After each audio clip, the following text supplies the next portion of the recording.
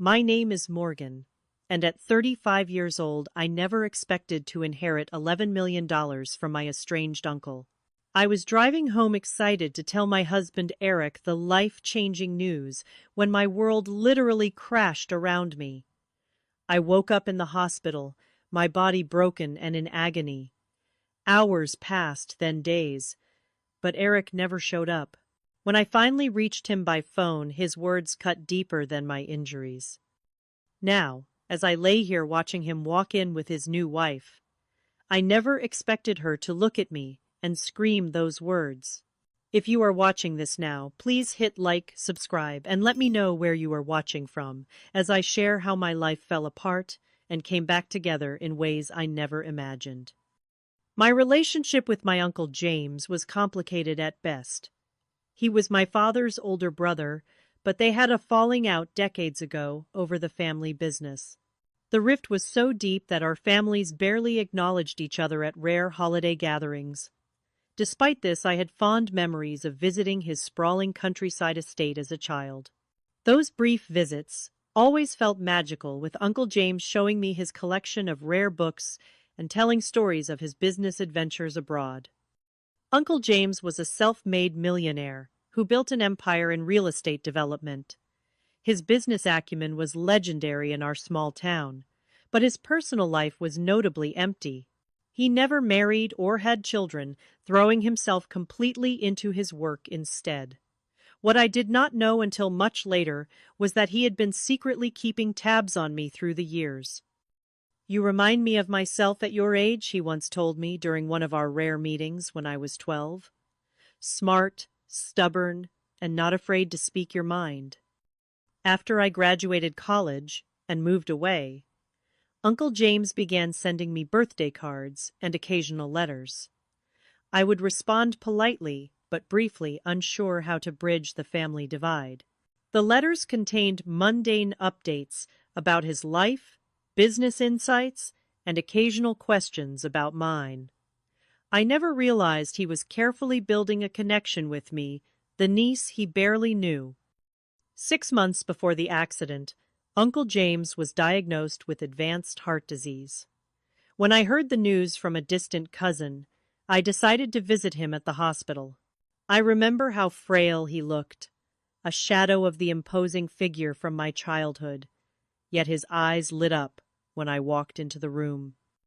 "Morgan," he said, his voice barely above a whisper, "I always knew you would come back." That visit turned into weekly ones. We talked about everything from philosophy to politics, making up for lost time. He never mentioned the feud with my father, and I never asked.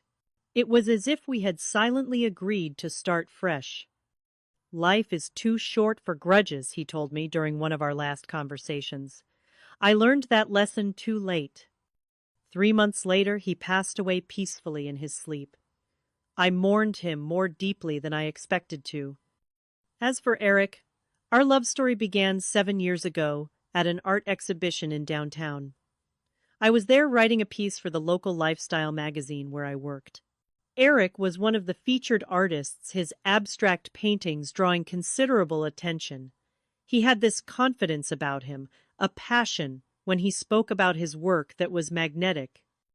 "Art is about seeing the world differently," he said when I interviewed him, "finding beauty in chaos." We started dating shortly after, and within a year we were married in a small ceremony. We could not afford anything lavish, but it was perfect for us. Eric was determined to make it as an artist, and I supported his dream wholeheartedly. I took a more stable job at an advertising agency to keep us afloat financially while he pursued galleries and commissions. For the first few years, things were wonderful despite our financial struggles. We lived in a modest apartment saved where we could and dreamed about the future. Eric would paint late into the night while I edited copy for ad campaigns. We were partners, each playing our part. But the last 2 years had been different. Eric's artistic career remained stagnant, and the rejection seemed to change him.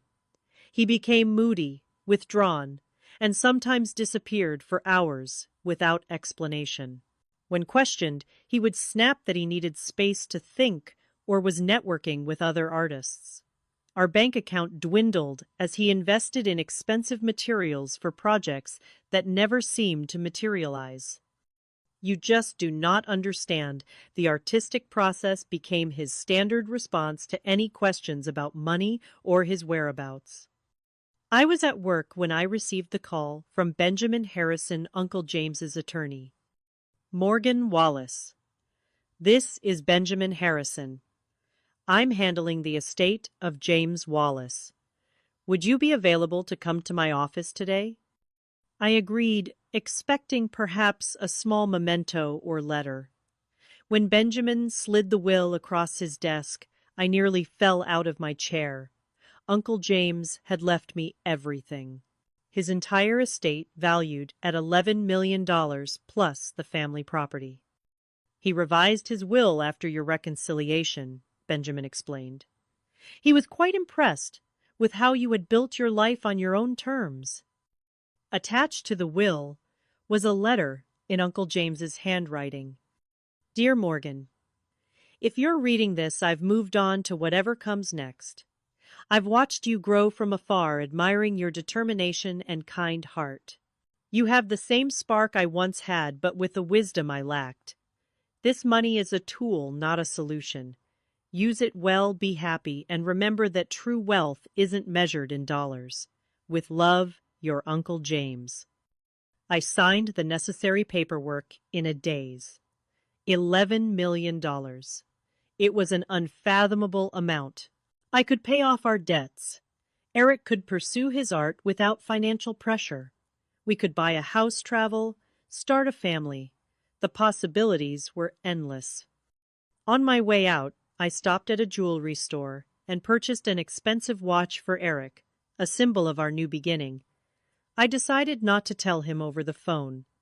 News like this deserved a proper celebration. I called him anyway, just to say I was coming home early with good news. He sounded distracted, almost annoyed. I am kind of in the middle of something, Morgan. A new art project. Very experimental. This is important, Eric. I will be home in 30 minutes. Fine. Just do not expect much reaction. I am in my creative zone. I hung up feeling slightly deflated, but still excited. Once he heard the news, his mood would surely change. Little did I know that call would be one of our last normal conversations. The rain had just started as I pulled onto the highway, a light drizzle that made the road gleam under the afternoon sun. I remember turning on the radio, some upbeat song playing, as I mentally rehearsed how I would tell Eric about the inheritance. Maybe I would make him close his eyes, place the watch in his hands, and then share the incredible news. I imagined his face lighting up, the stress of recent years melting away as he realized we were financially free. I was so consumed with these thoughts that I almost missed seeing it happen. A semi-truck 2 lanes over suddenly swerved its tires, skidding on the wet pavement. Time seemed to slow as I watched it jackknife the massive trailer, swinging toward me like some terrible pendulum. I jerked the wheel hard to the right, but it was too late. The impact was deafening. Metal crunched against metal as my car spun violently. The airbag exploded into my face with shocking force. Through the chaos, I remember seeing the watch box fly open, the expensive timepiece sliding across the dashboard in slow motion. My last conscious thought was strangely about a roadside billboard advertising family insurance with the tagline, "Protect what matters most." Then darkness. I awoke to the steady beep of heart monitors and the antiseptic smell that only hospitals have. My entire body felt like it had been run through a meat grinder. Even breathing sent sharp pains through my chest. I tried to move and immediately regretted it. "Easy there," a gentle voice cautioned. "You need to stay still." I forced my eyes to focus on the woman in blue scrubs standing beside my bed. Her name tag read, Sarah Winters, RN. What happened? My voice came out as a rasp. You were in a serious accident on Highway 65, Sarah explained, checking one of my IV lines. You have been unconscious for almost 2 days. 2 days. The information landed like a brick. My husband, does Eric know I am here? Sarah's expression shifted subtly. We contacted the emergency number in your phone, left several messages. But he has not come. Even in my drugged state, I felt a stab of confusion. Not yet. But I am sure he will soon, she added, though her tone lacked conviction. Later that day, Dr. Daniel Foster came to explain the extent of my injuries: 3 broken ribs, a severe concussion, a compound fracture in my right leg requiring surgical pins, and various lacerations and contusions. I would need weeks of hospitalization, followed by months of physical therapy. You were extraordinarily lucky, he said. The driver of the truck that hit you did not survive. Lucky? I did not feel lucky as I lay there unable to reach my husband.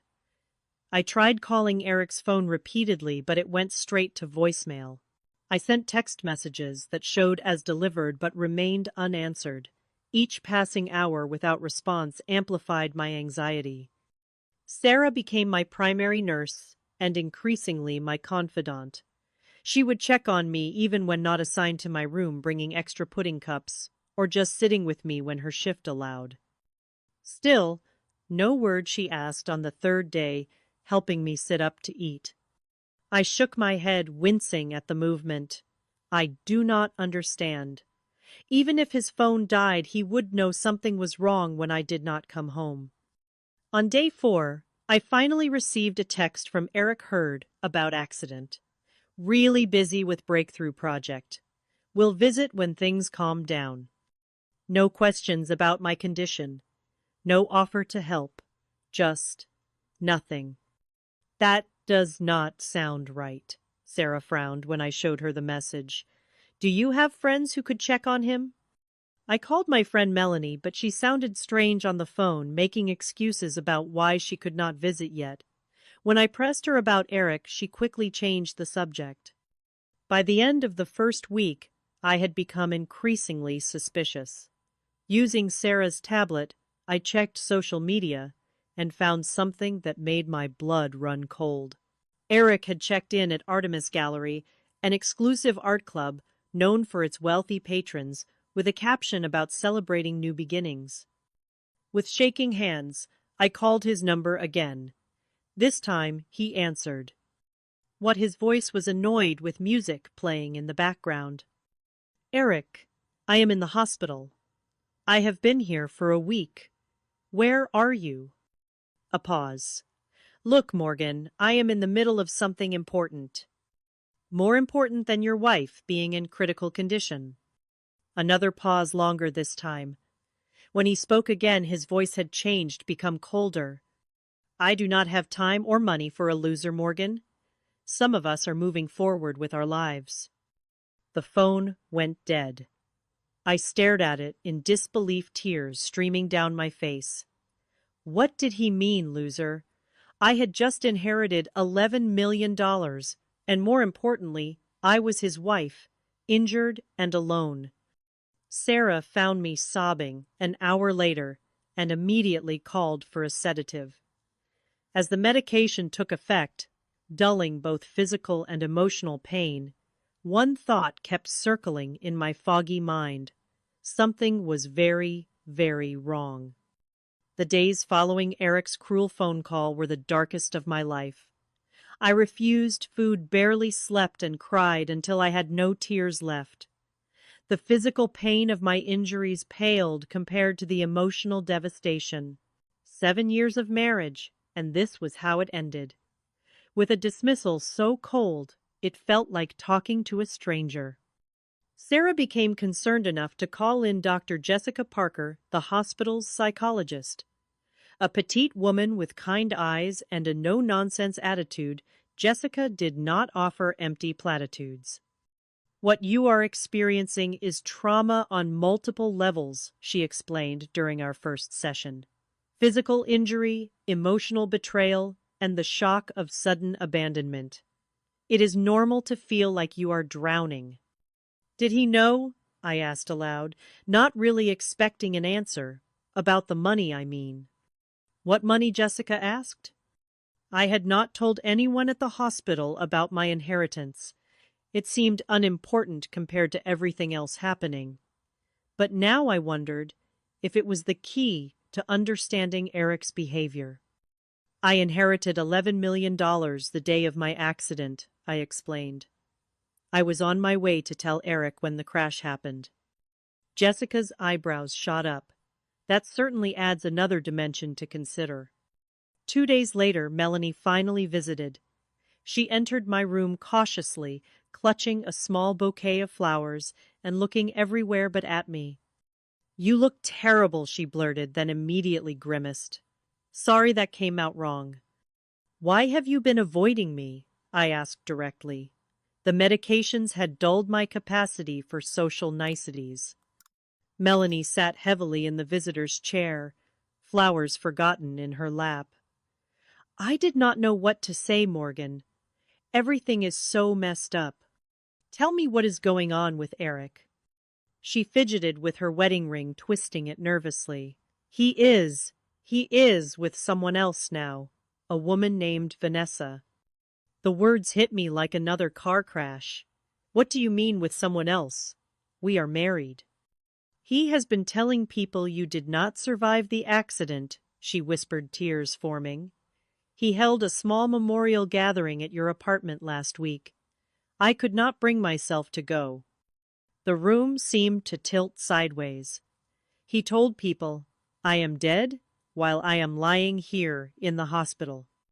Melanie nodded miserably. I only found out you were alive when Sarah called me yesterday. Eric blocked all your social media accounts. He changed the locks on your apartment. Show me, I demanded. Show me this woman. Reluctantly, Melanie pulled out her phone and opened Instagram. There he was, my husband, arm around a slender woman with dark hair. They were at an art gallery, opening champagne glasses in hand, looking for all the world like a established couple. Something about the woman's face triggered an odd sense of familiarity. She was younger than me, maybe mid-20s, stylishly, dressed with features that somehow echoed my own. Her name is Vanessa Laurent. She is some kind of assistant at the Hayward Gallery, Melanie explained. They met about 3 months ago, according to mutual friends. 3 months. While I was visiting my dying uncle, Eric had been cultivating a relationship with this woman. I felt physically ill. There is more, Melanie added, her voice dropping even lower. People are saying they got married last weekend. Some quick ceremony at the courthouse. Married.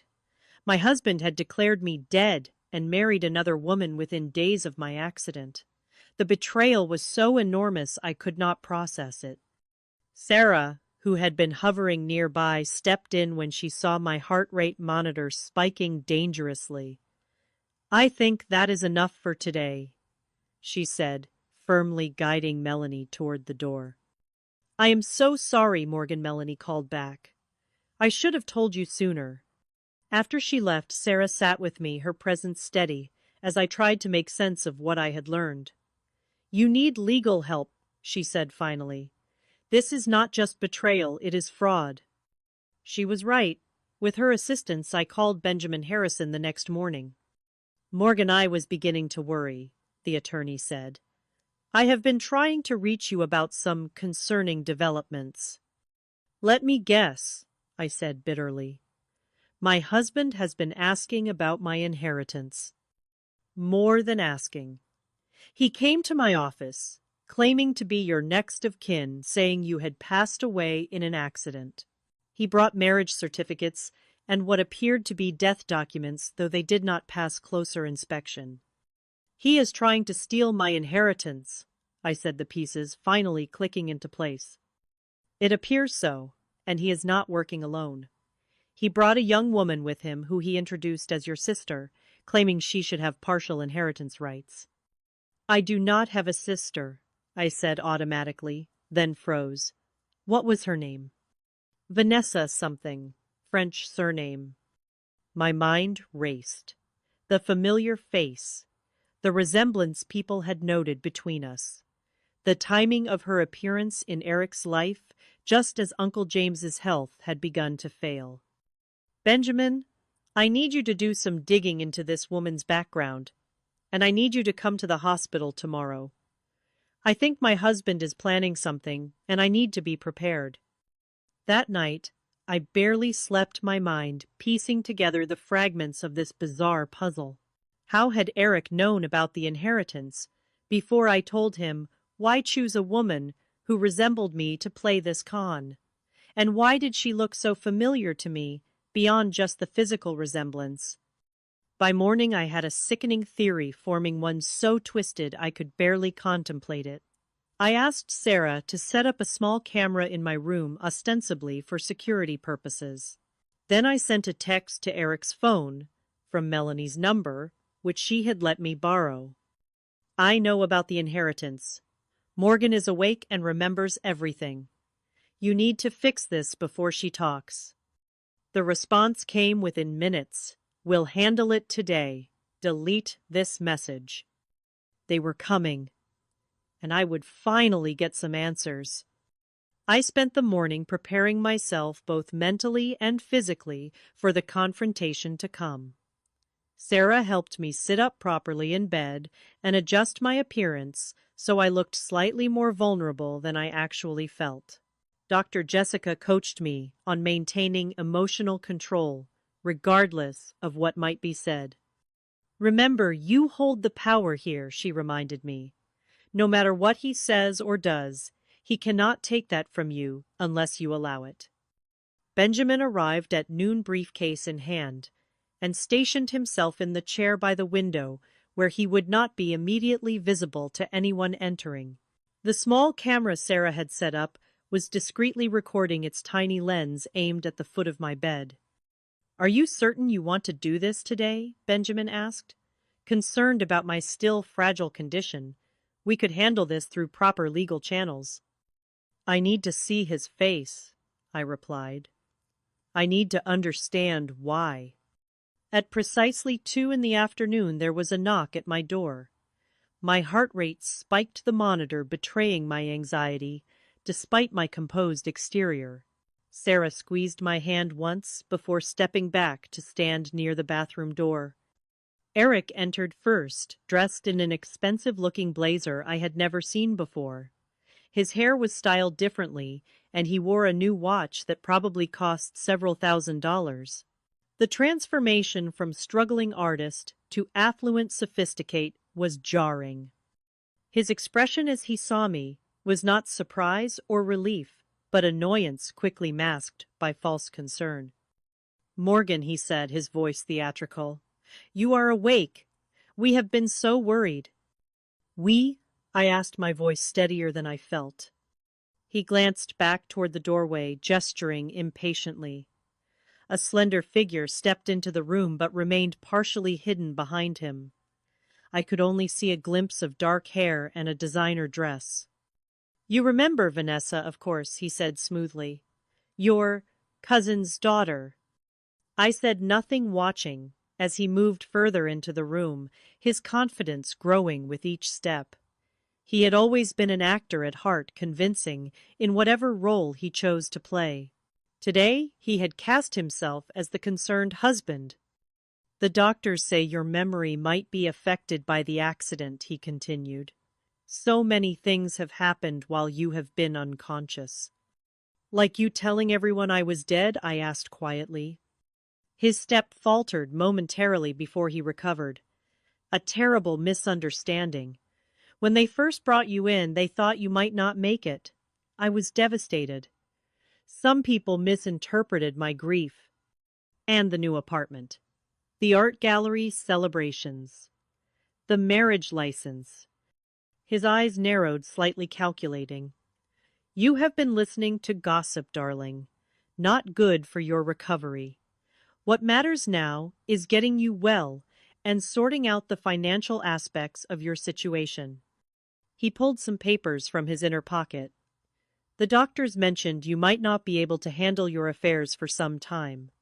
I have brought some simple forms authorizing me to manage things while you recover.